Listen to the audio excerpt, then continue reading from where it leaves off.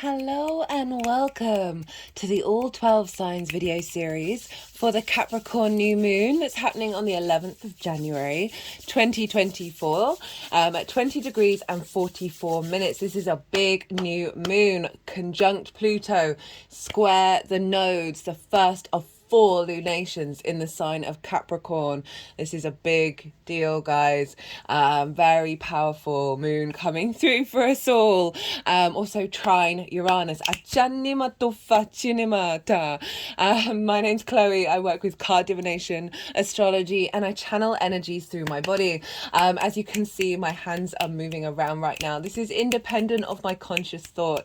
It's just one of the ways that I channel, drawing in energies from different dimensions to help us heal, help us clear stuck energy, and open up portals to source to get us in alignment with our soul's frequency. As I said, it's just one of the ways that I channel. It's a form of light language. I've been doing it for nearly 3 years, and just before the Sagittarius new moon a couple of weeks ago, the vocal light language got activated, which you heard at the beginning of this video. I'm still integrating this. It's all still part of a process. There's always going to be more and more activations.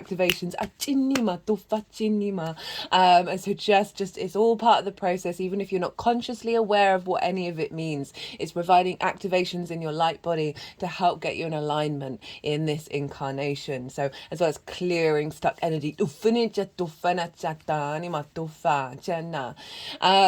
those of you who know your time of birth, I really recommend you check out the sign that falls in the first house. This is called the rising sign, where the ascendant is. This is a powerhouse, right? So all the signs will be as if they're in the first house. So the astrology will link closest in with that. However, this does not invalidate you looking at any other part of your chart, perhaps where your sun is or your moon.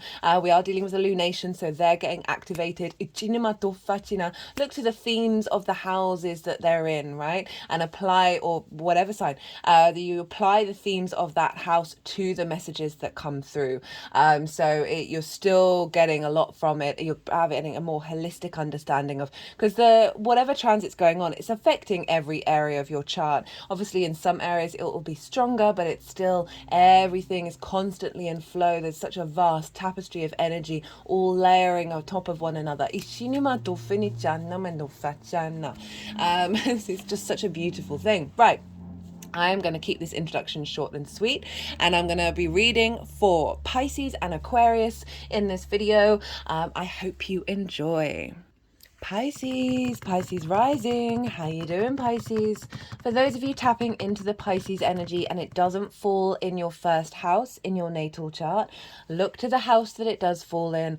Look to the themes of that house and apply those themes to the messages that come through. It's as if that Pisces energy, with all the connotations of your natal chart, celestial bodies, astrological points and themes, have now all moved to the first house. So take what resonates and leave what doesn't. Well, Pisces, this is a big new moon, first new moon of the Gregorian calendar, first moon out of 4 that we're going to have in the sign of Capricorn, conjunct Pluto, the last in 200 years. Ooh, square the nodes, trine Uranus. So for those of you who didn't catch the introduction or haven't seen the Cancer full moon transit, I've been channeling energies through my body with my hand movements and other movements for nearly 3 years now. And now just before the Sagittarius new moon, I had the vocal light language get activated. So that's going to be throughout the reading. I'm still working with it, so bear with me. Sometimes there's some translation, but a lot of the time it's just activating your light body, helping clear stuck energy in the light body in order to get you in alignment with your soul's frequency, and also reconfirming the messages that are coming through. Now, Pisces. Regardless of whether Pisces is your rising sign or not, Pisces and Capricorn sextile one another. A sextile is an aspect of Venus. This is a soft, easy, free-flowing energy. It's an aspect of the benefic. And so this brings about a sense of connection, a sense of harmony, grace, diplomacy, love, appreciation, value, and creativity, right? All of those Venusian qualities between those two signs. You're both fellow yin energy, but you're different elements and different modalities. So this is where you get playful with that root energy in common. You're able to bring harmony and diplomacy to energies that you might not normally interact with, right? So you know, sometimes astrology can be very tribal, even though they're all working together. And you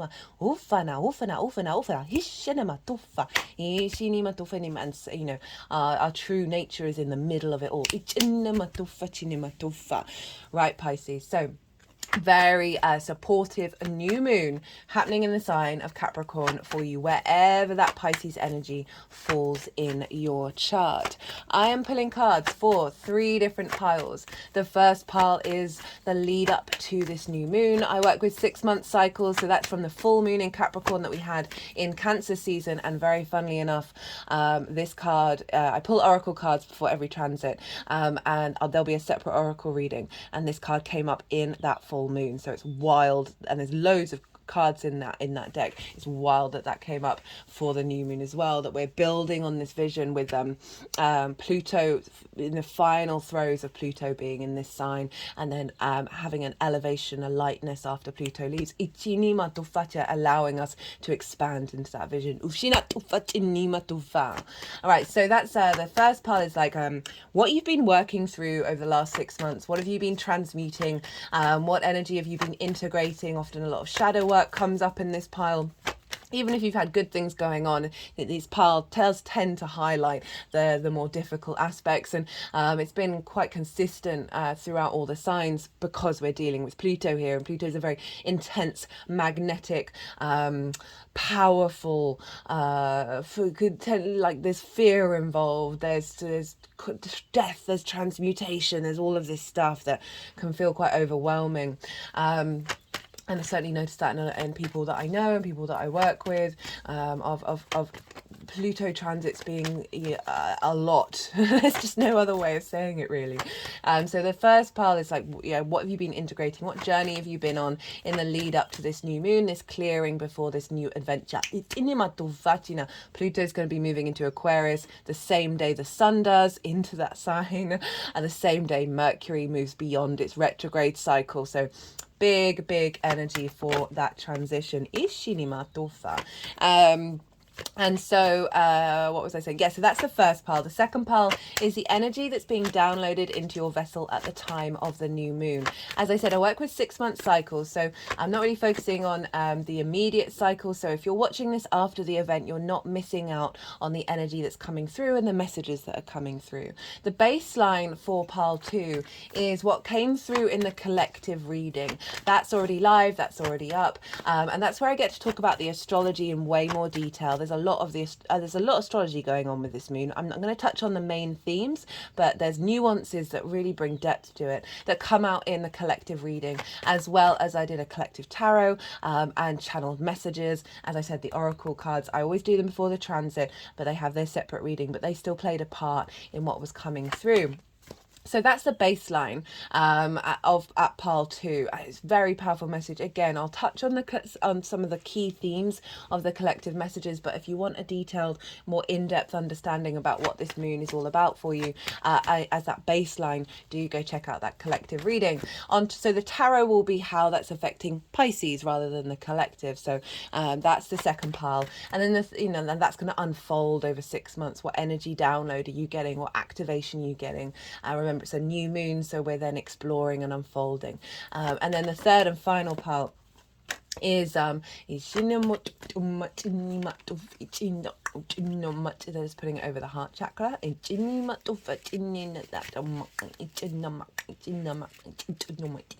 over the throat chakra, up to the third eye, and the crown.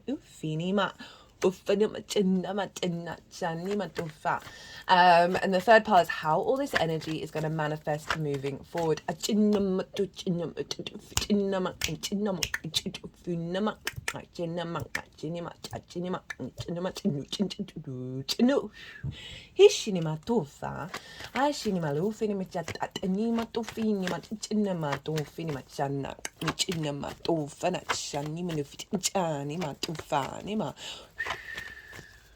Okay, so those are the 3 piles. Now, where is this happening for Pisces rising? This is happening in your 11th house, the house of good spirits, hopes and dreams, friends, groups and alliances, and reaping the benefits of your 10th house, which is life purpose, career, right? Career doesn't have to mean life purpose. They can facilitate each other. And so this Capricorn energy is, right, so this moon, right, it's conjunct Pluto, and there's a real sense of magnetism and transformation here. So this is the last time for the next 200 years. This is about 7 generations of a Pluto cycle. Those of you into sort of esoteric traditions, you'll understand the significance of 7, right? And sort of breaking generational restrictions. So Pluto is helping clear out of any ancestral and collective earth fears and worries, right? Capricorn is the collective earth sign. It is about longevity. It's about thinking about the long-term plan, the cycles of time. And so Pluto conjunct this new moon is helping clear out that energy and then creating space, right? The fear over, are we safe? Are we connected? Are we grounded?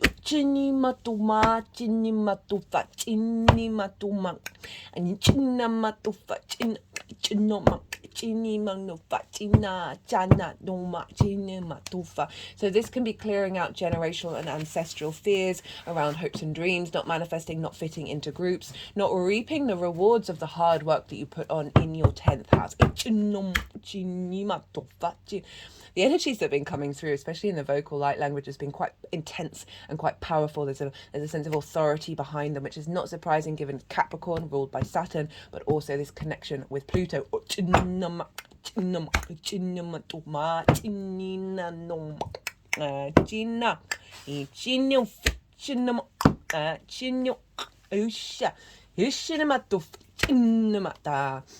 Right, what was I saying? Oh, goodness me. All right, so there's a real intensity here, and what Pluto is doing, it's transforming, it's composting. There's this element of the cycle of life, death, and rebirth. It's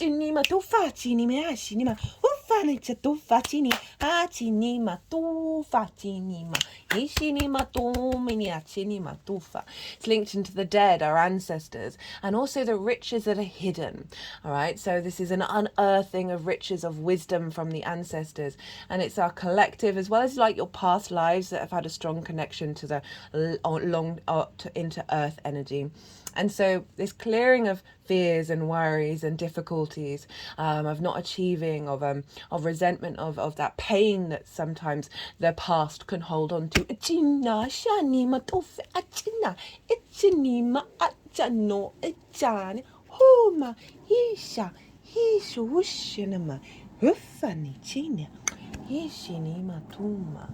That is then creating space for the wisdom keepers of the earth element to come through and embody us. An acknowledgement of that which has come before us and the wisdom that we can learn from it.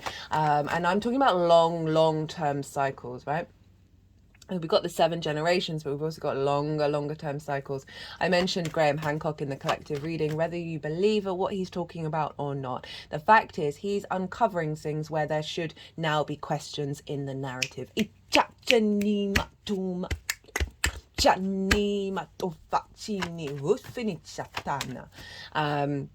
And so there's this opening up to that which we do not know, that which is hidden, being unearthed by Pluto into this new moon that will then unfold, right?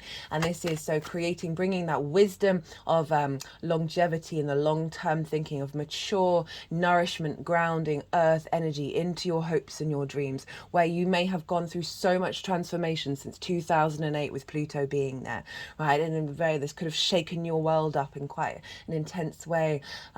your relationship with friends, groups, and alliances being in turbulence, now coming into a sense of maturity and who you are in that in that visibility, and how you intermingle with like-minded people that are in alignment with this new wisdom frequency coming in. Ashinima to fachinima to facha achinima ufanichena moto fachinima ishino motana ishinima to fichenima itchatnima to fanichinima to facina ishina the machina ishinima to fina.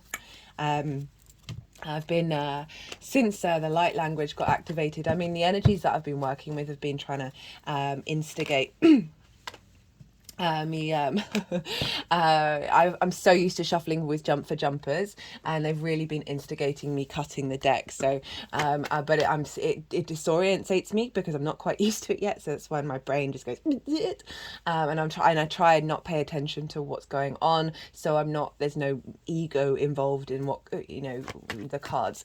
Right. So, Pluto square, also now the moon and the sun exactly square the nodes in Aries and Libra. This is a very powerful moon, right? With the north nodes in Aries, the south nodes in Libra, both cardinal energy. So this means for the next eclipse cycle that we're in, the transits in Cancer and the transits in Capricorn are squaring those nodes. And so this squares our activation, motivation, manifestation energy. These are like often pivot points where we see what the eclipses are bringing into force.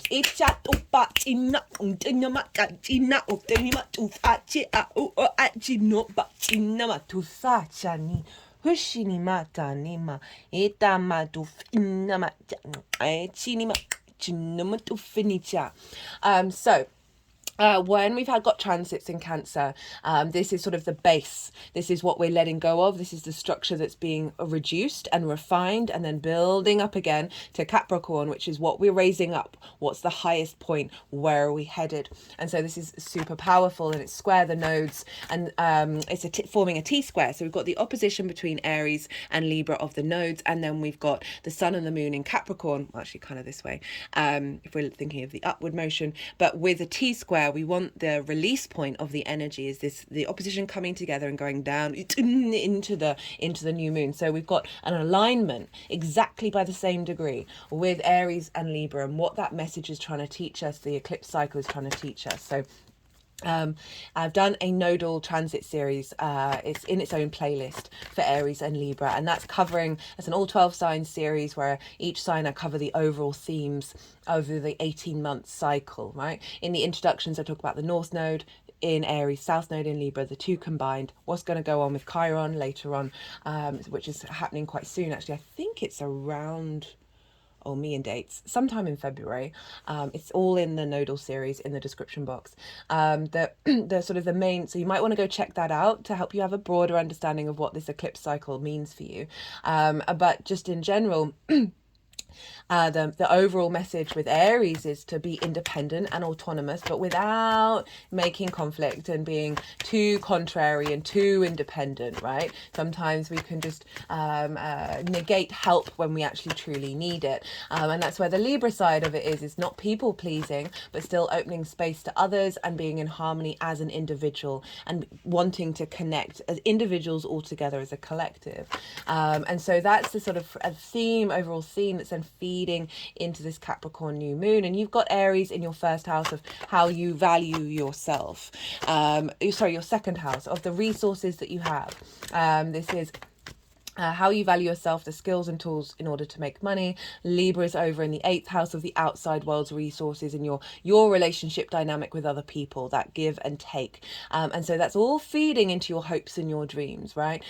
So finding the skills and the resources, both internally and externally, that help facilitate your hopes and your dreams, being in alignment with your sense of value and the kind of relationship dynamics that you want that facilitate new friendship groups or elevating the groups that you're you're already in, or meeting like-minded people, as well as reaping the benefits from your 10th house as well can be a really key thing with this, like planting seeds around that. There's an alignment, maybe getting a raise, which would be the second house of earning more money on a regular basis, or a commission coming in, or opportunities coming in that then facilitate the skills that you have, and therefore reaping more benefits than if you're in a situation where you're not.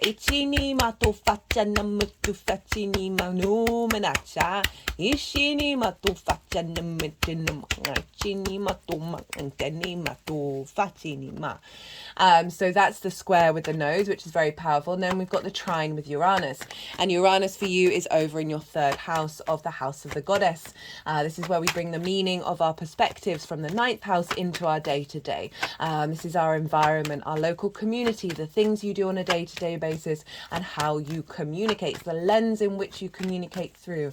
Uranus is trining this moon. So Uranus is the liberator. So whereas we've got the cycles and tradition of Capricorn, the collective earth energy, we've then got Uranus, who's more galactic energy, is one of the outer planets, forward thinking, breaking against tradition, breaking against conformity in order to liberate your soul. They're sort of tapping around the throat chakra, obviously. It's a house of communication. Ishini tu finiacini matacciani matale, ali manufinacina, hatto fatta montima, ali madumeniacina, hufiniacina matufacina matufa. Uranus wants you to be free, wants you to be comfortable being yourself, comfortable expressing your unique ideas. Ichini matuvatini matumenetino, to find meaning in your day that is breaking against the stereotypes or the conformity of the social conventions that you've been taught over many generations. So we've got the free thinking, innovative, looking forward, inventive. Uranus providing wisdom, elevation, a sense of cohesion and confidence and faith in your expression and meaning of self, right, into the your hopes and your dreams. So the finding meaning in a day-to-day, doing things on a day-to-day basis that are facilitating your activation of your hopes and your dreams, as well as the way that you express yourself, bringing towards you groups, friendships and alliances that are in alignment with that, as well as activating, reaping the benefits from your 10th house that then provides more meaning in your day-to-day, that is setting you forward. So it's a very, very powerful energy showing up for us all. It's quite phenomenal. What else did I want to say? Mars is in this sign, right? In Capricorn. So Mars is exalted in Capricorn. It is strong. It knows what it's doing. It likes a plan. It likes jobs to do. And Capricorn is all about the duty, hard work and responsibility. That's one side of Capricorn. You know, it's kind of play hard, work hard. That once you sort of, you know, get that work groove in, then you can then let your hair down. Also reconnecting to the earth, finding a deeper meaning in your understanding of you, how you are in the ecosystem that is the planet. So you're going to have more motivation and drive to take action after this new moon, to take action with your new level in how you understand your hopes and your dreams. Taking more action and being more involved with friends, groups and alliances.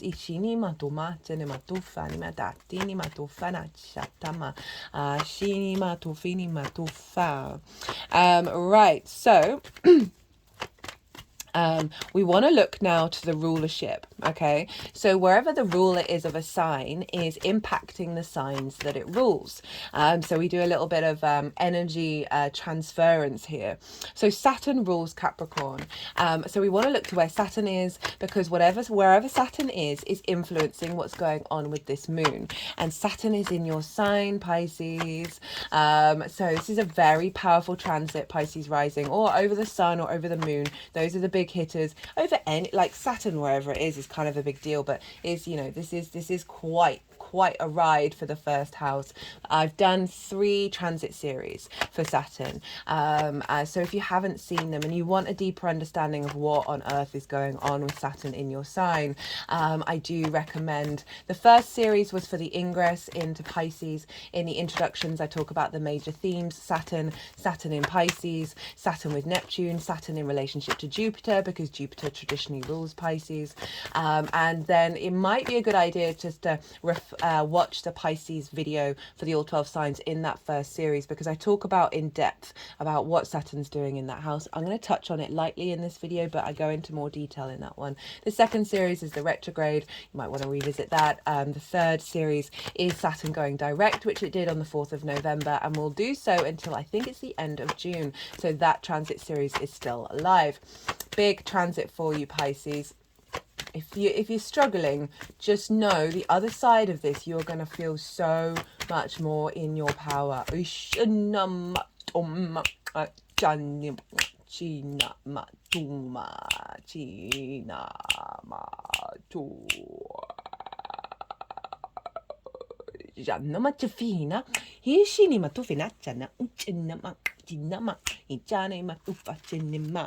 So Saturn in your first house, this is your rising sign. This is how you embody your sun or your moon in your actions and your deeds.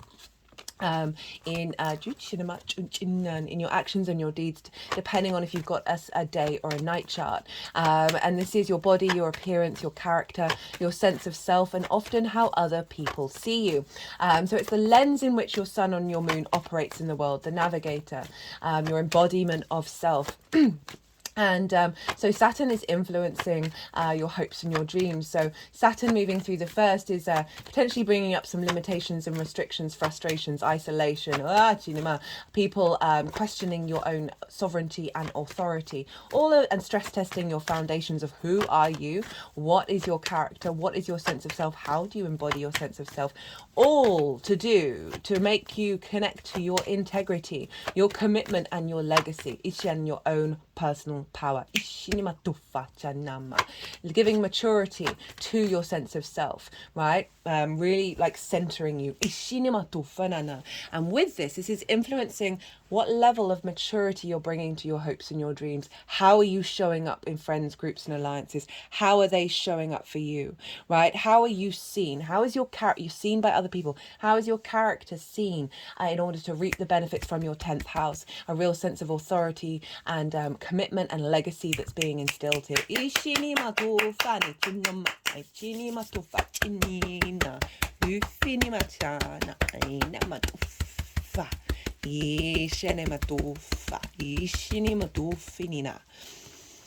Now, Saturn is in Pisces, which is traditionally ruled by Jupiter.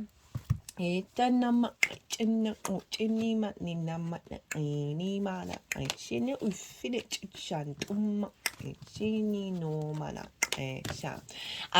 so we want to look to where Jupiter is, because Jupiter will be influencing Saturn, which will then be influencing this moon. And Jupiter for you is in your third house along with Uranus. So all of those themes, house of the goddess, bringing meaning into your environment, how you communicate, what lens in which you communicate through. Jupiter's been retrograde for quite some time. It represents expansion, abundance, a sense of cohesion, a bringing together of things in order to elevate and expand, a sense of a generosity, joviality, luck, abundance, wisdom, knowing, faith. All of these big, beautiful energies have been restricted, have been going inward, reversals, questioning things. It's maybe feeling like the way that you express yourself, like the depth of knowledge that you're not able to share it in the same way, or it's not resonating with other people, not necessarily finding a sense of ease and joy in your day-to-day experiences.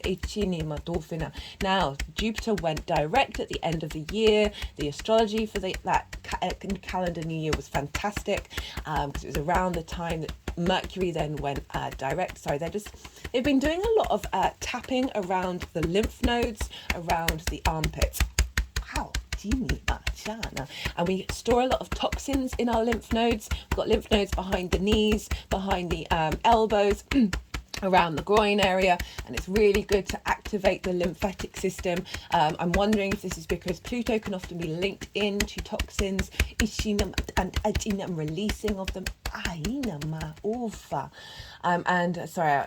It can be quite tender around that area, especially if you're if you haven't done, I mean, I've only just started recently doing it again. I keep forgetting, and I know how important it is, along with so many things. Anyway, that just be really don't hit. I mean, you can hit if you want, but like gentle massaging of the lymphs, and maybe pressing as well to release energy, and you'll just find that that's helping clearing a lot of things through your physical vessel. Right. So what was I saying? Jupiter in the third, now gone direct. So this sense of openness, this sense of expression of your own unique self, this sense of feeling good in your local environment, in what finding meaning in your day to day, and communicating wisdom, right? All of these things is feeding into Saturn of how to embody this, right? How to embody this meaning and wonder of your local environment, your day to day, into your embodiment of self. This sense of deep, expansive wisdom, this faith that you have in the way that you express yourself is going to then be embodied and then communicated, right, to friends, groups and alliances. That meaning that you're bringing to reaping the benefits from your 10th house of the visibility of who you are, bringing in more flow that way, as well as providing support in your day-to-day, unfolding over the next 6 months, that is going to facilitate your hopes and your dreams. Also could mean meeting people in your local environment, or just reconnecting to like-minded souls on a day-to-day, on a more day-to-day basis, if you might have felt a restriction around that. Now Taurus is ruled by Venus, so we want to look to where Venus is, and because Venus is going to influence Jupiter, which will influence Saturn, and then the moon. And Venus is over in your 10th house in the sign of Sagittarius. This is squaring your energy. The 10th house is your life purpose, your career. Your career can facilitate your life purpose or be your life purpose. Visibility, reputation, how the big outside world sees you. As well as bosses, right? Venus moving through here, she's bringing more flow, more ease, more connection to your understanding of where you're headed and what you're doing. Maybe more appreciated in your career. Ishina, more visibility. She's bringing harmony together. She's connecting the dots and enabling more visibility. Right, she's bringing about a sense of ease in your understanding of what your life purpose is, and feeling good about it. And all of this energy is feeding into how you express yourself, how you find meaning in your day to day. Right, so the grace and the love and the appreciation that Venus is bringing is feeding into that, building on that meaning, building on that expression of how you communicate. Maybe you're having more conversations with yourself or with others about where you're headed and what you want to be doing, and this is just cultivating a sense of connection. Maybe you're thinking about it on a day-to-day basis, about what it is you want to do and where you want to go. That's then feeding into your embodiment of self, of like, how can I put this into action? That is then activating a higher level of hopes and dreams. Now Venus is in Sagittarius, that's ruled by Jupiter.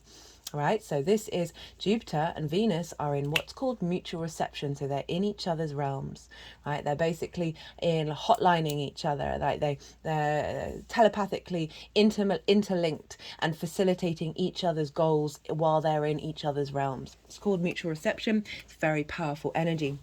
Now, even though this is a Saturn-ruled moon, these two guys, the benefics, are taking care of us. So this moon could have been really, really dramatic with Saturn ruled, conjunction to Pluto, square the nodes. There's still likely to be dramatic things. But the fact that Jupiter and Venus are kind of heading up, like top trumping the energy, means that we've got this helpful yes energy showing up for us, that is going to help us mitigate and navigate any difficulties and turn them into abundance. I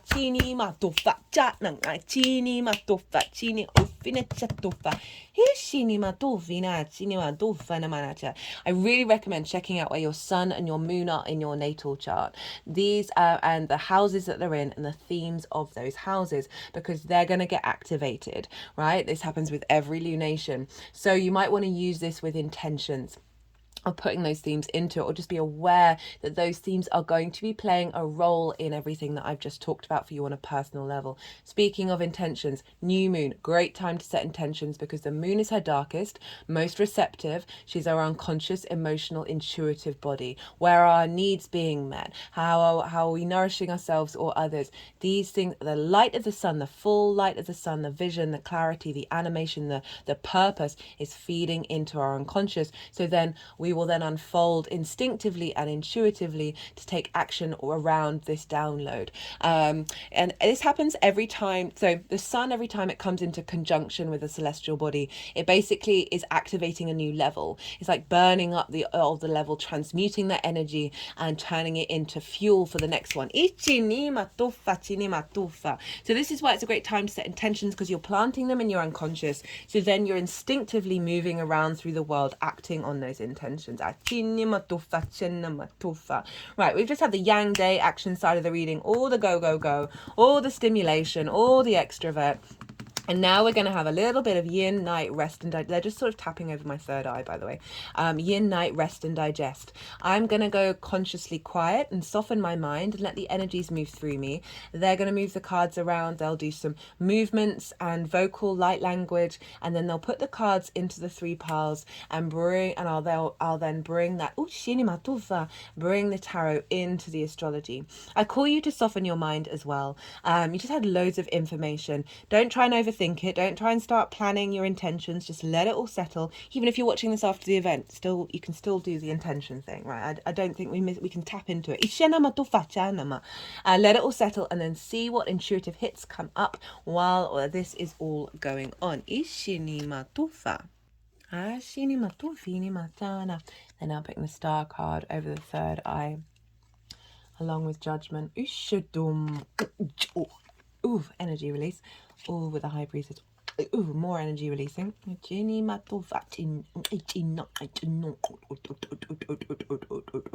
Oh, shinema.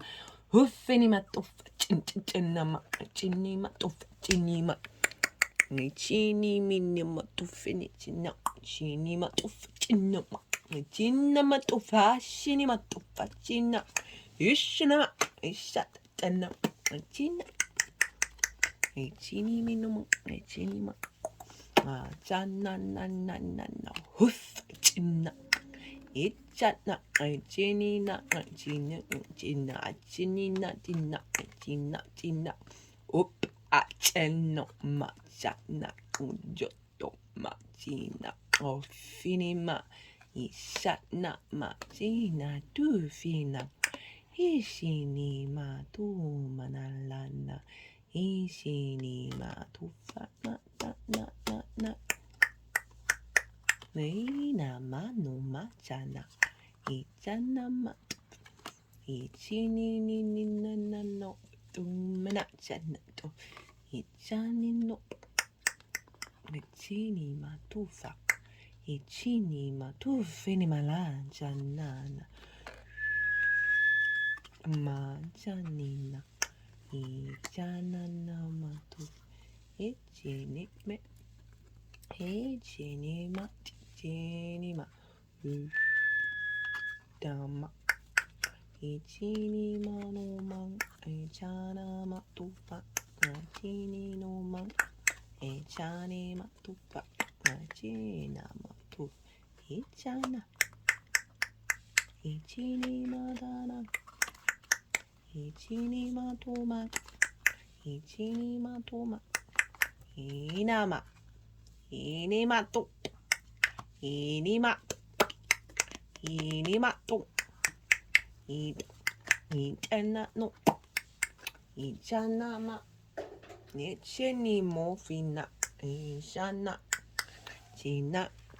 Oh, chini ni ni na na na na, china, chini ma na na na na, you find it na ma, isha na ma tufana, china, na china tufa, isha no fa china, china na, na chini no fa chana, ishini na chini muto, ufene chana, atina. Jana no mana tatina.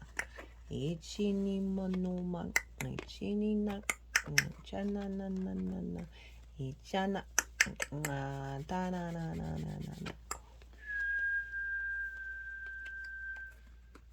Manjina jina fa, ishene mana, ishini matuma, ena, ena, ena. Ina inema no ma na ishana ishana denema no ma dana ina menu matina chini ma chini na ina ina ina ina matufana Eshanuma ushina oshinima no ma tinima Vichinima no ma ushanama Echinima tuma. Right, Pisces. Well, so far in these readings, there's been a lot of duplicate numbers, and those tens have been showing up a fair amount. This is big energy link, all the things that I've just talked about.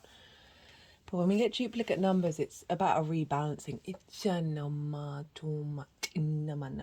And you should see here, just straight off the bat, you've got these two aces. You've got two tens as well and two threes. I think that's it. Because I think the rest is a lot of major arcana. Okay, I'm not surprised because Saturn is in your sign and Saturn is ruling this moon. So we have the lead up to the moon itself. And these cards have been showing up a lot, as has the Tower in reverse. This is there's been a lot of common themes for many signs, and it's always interesting when that happens, that we're collectively going through something together, but there are unique different spins on it all. But in general, right, there's a lot going on, right? So we've got the Ten of Swords, the Five of Cups, the Tower in reverse, crowned by the Ace of Wands. Ten of Swords, very karmic card. The tens tend to be. And you see here all the swords are along the spine. Now there's so much karmic energy in our spine, and when we have a lot of blocks there, and that's why a lot of people have back problems, because we're working through and navigating the pain that's come before us. This card is about feeling immobilized, about feeling that restricted, and there's an element of betrayed, of being stabbed in the back.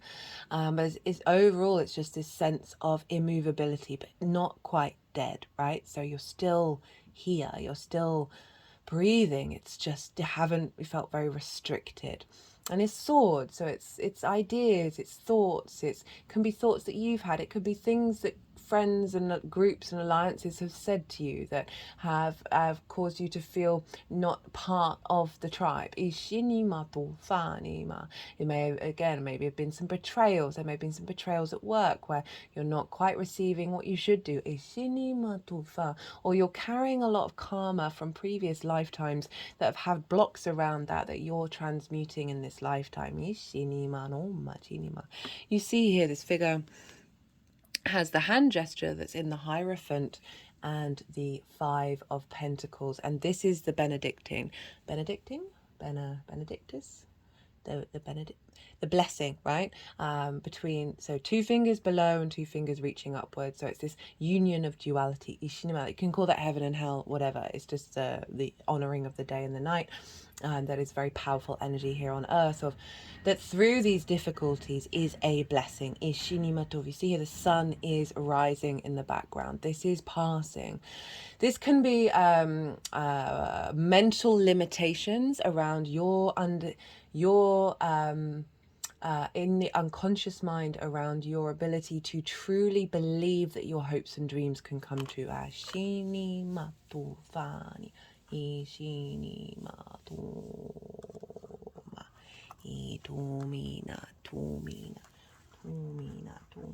if you can see that. Tomina, tomini, tomini, tomini. Cinema to fa. Isinina. Isine. Cinema to fa. Cinema to fa. Cinema to fa. Cinema to fa. Cinema to fa. Inamatum. Chanama. Chanama. I hope you saw that. China. Chana. Hoshana. Gina. Overall, there's a sense of isolation with this card and stagnation of not moving forward. But when we're in those situations, we learn great lessons. It's come with the Five of Cups. This is grief. This is pain. I'm not surprised with these situations where you feel like you can't take action around your hopes and your dreams. You feel separated from groups or betrayed or whatever it is, or you're not getting what the hard work you're putting into something, you're not necessarily seeing the results of it, can lead to grief. And this figure is looking at the Three of Cups that's fallen over, and spoiler alert, that's in pile 3.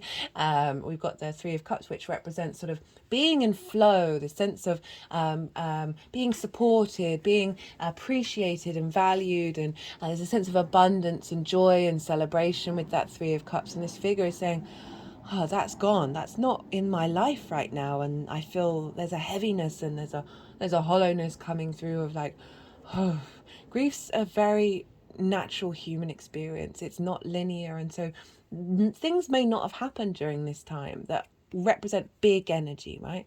But it may be that there have been certain triggers that create space for you to navigate and work through and process things that may have happened in the past that are still stuck in the body, right? We've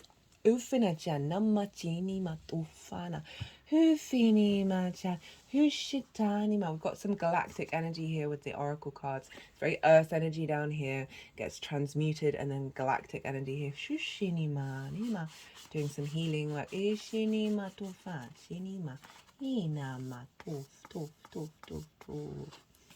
Now, they were doing some energy work of releasing these swords. I keep getting a lot of energy releases during this transit series. It's when energy is like literally coming out of my mouth of releasing. Now, I think I've mentioned this before on the channel, but they're all along the back. Now, the movements that I do right at the very beginning, they were doing chakra work at the front of the body and chakra work at the back of the body. And I always felt that the back was linked into past energy and past lives, and a recalibration of that and bringing wisdom from the past into the present moment. So they were doing a lot of work with that one.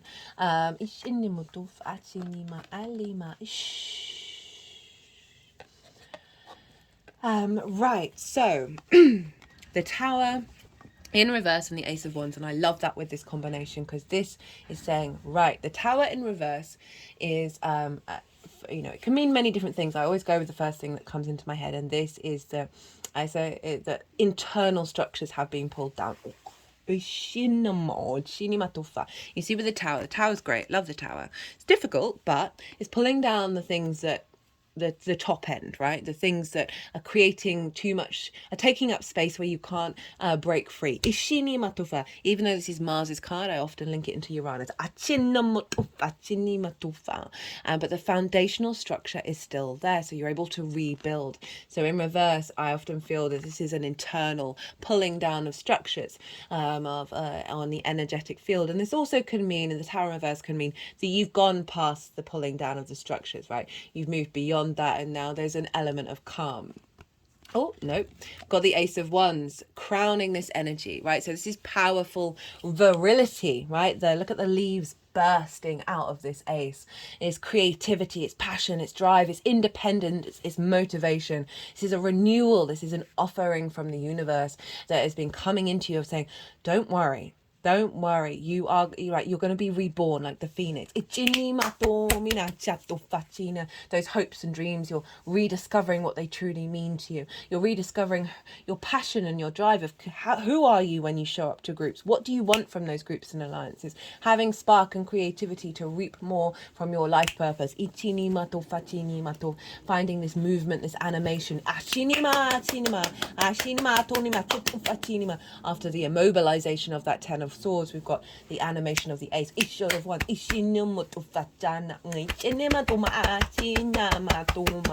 a big yes from the universe. But it's a beginning, right? So it's not a completion energy, it's a beginning energy. Love that combination of cards, even though it's difficult. Trust me, across the board, everyone seems to have been going through it. I'm not surprised. This is what I see on a one-to-one level. Right, so would you look at that? Would you look at that? Come on, Pisces, come on. Check that out. Right, Judgment, the High Priestess, the Star card, Ten of Cups, Page of Wands crowning it. So interesting, like this page is like crowning all this big heavy energy, like great energy. So this is what energy is being downloaded into your being that will then unfold moving forwards, right? We're establishing a sense of maturity and longevity with this. We're clearing out a lot of old fears and really committing to a new frequency that serves us in the long term. Got Judgment, this is resurrection, right? So that Ten of Swords, feeling immobilized, feeling like that. And this is the resurrection that's coming with that, right? The sense of ascension of your frequency, of making good judgment around your hopes and your dreams with the people you want to interact with, and making the right call about how to reap benefits from your 10th house, right? So but really just really ascending your hopes and your dreams frequencies, Achinima, and the kind of people that you interact with and the kind of benefits you're receiving from your 10th house. Tina. Cinema tufa, cinema tufa, cinema, tinima, tomanida, tinima tufa, nichinima tufa, china, cinema toma. And it's come with the High Priestess. Now, the High Priestess is very powerful. She knows, she's like the higher self embodied. So she knows she's drawing towards her that which she needs. Deepening of your intuition, of your nourishment. This is the Moon's card of bringing towards you things that nourish you, things that facilitate your needs. Being very intuitive about what actions to take around your hopes and your dreams. The people that you're being drawn towards, and what's coming forward, and being able to prepare for that. This is an alignment with also figuring out and elevating what your life purpose is, right? So that 10th house energy in linking into finding that meaning into the 3 in your day-to-day, Jupiter in the 3rd, along with Uranus, and being able to connect to your deep wisdom that is building inside of you, and being able to express that and put it into practice into your hopes and your dreams. We've got the Star card. The star is Aquarius. Now, this came out in the collective reading. It's very powerful because Pluto is going to be moving into Aquarius. This is about tapping into your unique self, right? She is unclothed. She is free of masks. She's as close to her unique self as she possibly can be. It's also about deep healing, right? And I feel that the waters that she's pouring in are pouring into the ancestral realm and nourishing their hopes and dreams, as well as the galactic energy of looking to the future, of raising our frequency and understanding that you are 3rd generation stardust. You are the universe manifest in individual form, elevating a higher frequency, right? That Judgment card and the star, which is Aquarius, air is all about frequencies, that is allowing to bring in new possibilities around your hopes and your dreams that are serving you in the long term, that are going to provide deep healing and nourishment in this lifetime and the ones coming into the future. With the 10 of Cups and the Page of Wands. Wow. 10 of Cups is kind of like, well, it's emotional contentment that it's external to you, right? The 9 of Cups is an internal emotional contentment, and this is external. So it's in every area of your life. It's a great card to show up for hopes and dreams. You see here, we've got the nuclear family. That's just an example of what one can hope for in the long term, right? What is a bigger goal? So it's really representing emotional contentment around striving for your bigger goals or achieving them. In the original Rider-Waite, this is the only rainbow in the tarot. Not in this deck. They're pretty much on every card, which I love.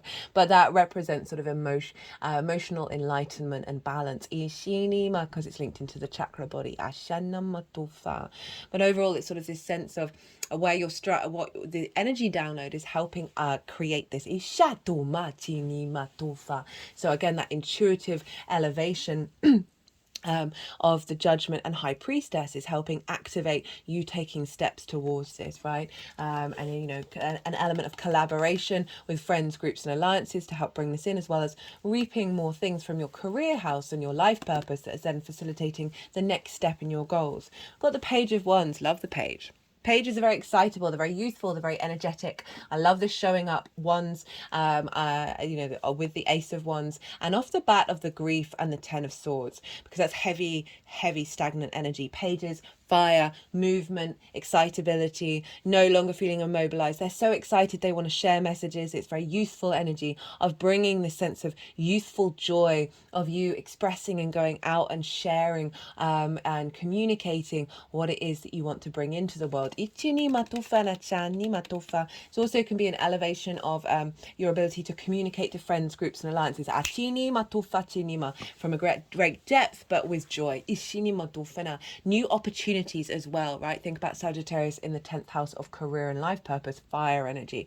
And this is the house of reaping the benefits from that career and life purpose, that new opportunities, new messages coming in, signaling the development of that. The ability to see the clues around you that are going to facilitate your hopes and your dreams. Now,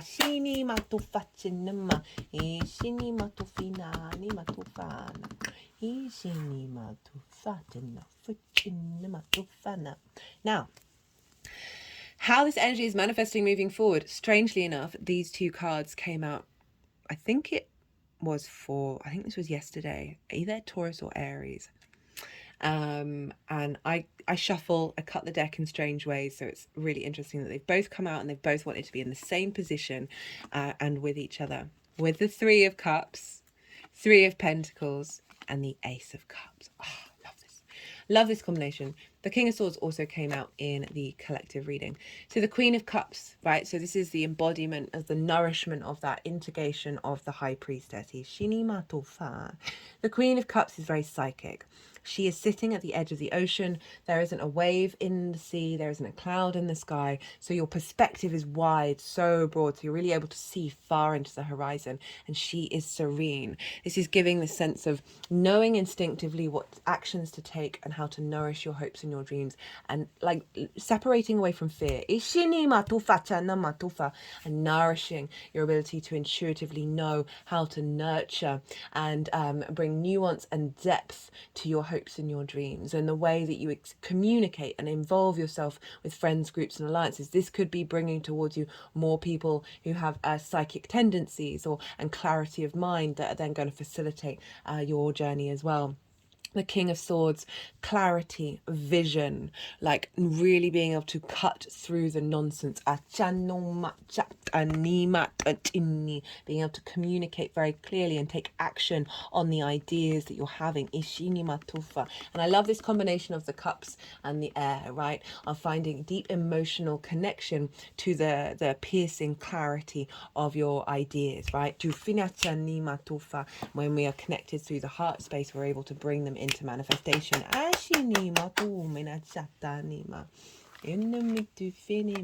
And then we've got 2 3s. Three of Cups, which was the fallen over, and the Five of Cups, as well as the Three of Pentacles. So all of those themes of celebration of being in union, right? So this is a really appreciation, your hopes and your dreams being in flow, right? The groups and alliances that you're with being in flow. Just generally more abundance as well coming into your life with the Three of Pentacles. This is mastery and collaboration. This figure knows what they're doing and they're taking action on it. And because of that, they're drawing towards them frequencies that have other skills and tools in order to make something beautiful and long lasting. So there's a sense of mastering of your ability to commit and take action on your hopes and your dreams, with that Queen of Cups, King of Swords coming through, and seeing that come and form, and perhaps seeing a multitude of hopes and dreams come into fruition, as well as potentially drawing towards you people from friends, groups, and alliances that are in alliance in order to help facilitate these things. You know, I talked about that at the beginning, and just generally creating something beautiful and long lasting, whatever that is, from a space of abundance and flow and being at ease. You know, it's far cry from the grief and the feeling you might have been stabbed in the back of that Three of Cups and the Three of Pentacles. 3 is the magic number, the Holy Trinity creativity, all sorts of threes everywhere, everywhere, everywhere, everywhere. Hishinima Tofana. Crowned with the Ace of Cups, renewal, abundance, being at peace, feeling emotionally restored and with overflow. I really like how this is at the end, because it's saying, you know, this stuff can, you know, is putting in the hard work, putting in the effort. Remember, this is first of 4 lunations this year. So we've got this sense of just ease and grace coming through. This sense of being able to tap deeply into your intuition and know that you are the universe, and that through that your hopes and your dreams are manifesting in a state of emotional abundance. Right, okay, I'm going to pull some qualifiers for you, Pisces. We've got the Magician, the Performer, Creativity, Illusion, Power. It's focusing on creativity, power, and Performer, right? So clearing out of illusions as well, and then breaking through creative ideas of instigating your internal power to bring your manifestation into being, bring those hopes and dreams into being. The Performer, so this could be your role in friends, groups, and alliances, right? Of being somewhat a figure of someone where they know that you have the resources you need to create in the world.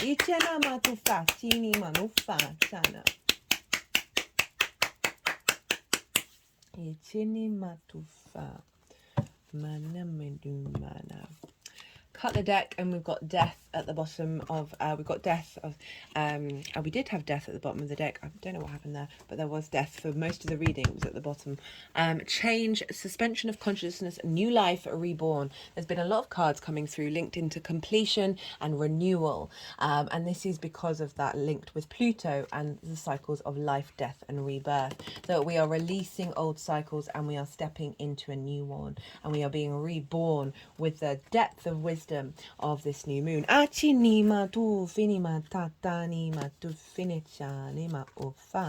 Right, let's get some cards from the numerology deck.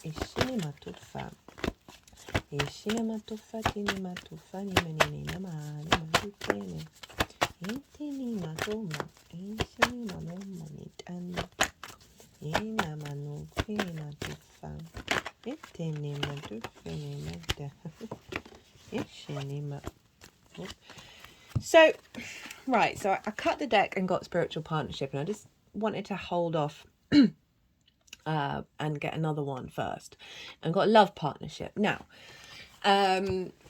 so usually in these readings, I don't focus on the love, romantic love, because not everybody's there for it, right? And the more that we work on ourselves, the more we draw towards us that which we need. However, we're dealing with hopes and dreams here, so there could definitely be an element of wanting to be in union with another. And I am saying it because of the Ten of Cups and the Ace of Cups, and you know, these are often cards linked into romantic relationships. So there could be something new coming through that is that is connected to this. Now, I'm always wary of saying this, because then you're like waiting for it. Don't wait for it. Just do you. Keep doing you, and keep doing what you love, and see what happens, right? Rather than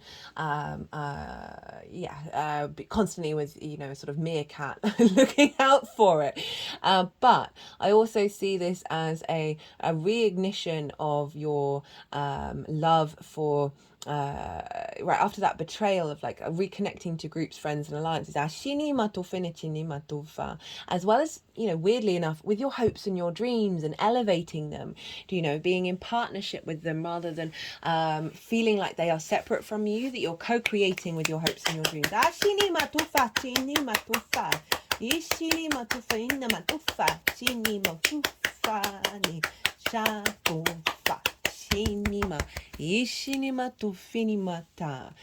However, I will just mention something that I talk about in the collective reading in more detail. Juno, the asteroid, is in Virgo for you Pisces. She represents commitment, your ride or die. Now, 7th house, one-to-one relationships. So there is a grand Earth trine going on that's important, but I didn't want to, I mean, I'm basically doing over an hour for each reading anyway, so it's in the collective reading, and it just cropped into my head. I was thinking about it like that is probably a reason why these are showing up but I think there's multiple messages here. Ishinama tu facinima tu facinima. Ichanamo tu fina. Ichanami tu finima. And also the fact that Venus and Jupiter in alignment of finding meaning, finding like in the third house, meaning spiritual, finding meaning, love, Venus in your purpose here, your life purpose. Ichinima, and reconnecting to that. Ichanima tu facinima tu finima nachina. Right. Sorry, I thought I had something disrupted knives. Right, I'm going to leave it at that, Pisces. I hope you enjoyed this reading, and be good to yourselves, Pisces. Be good to those around you, and most importantly, be well until we meet again.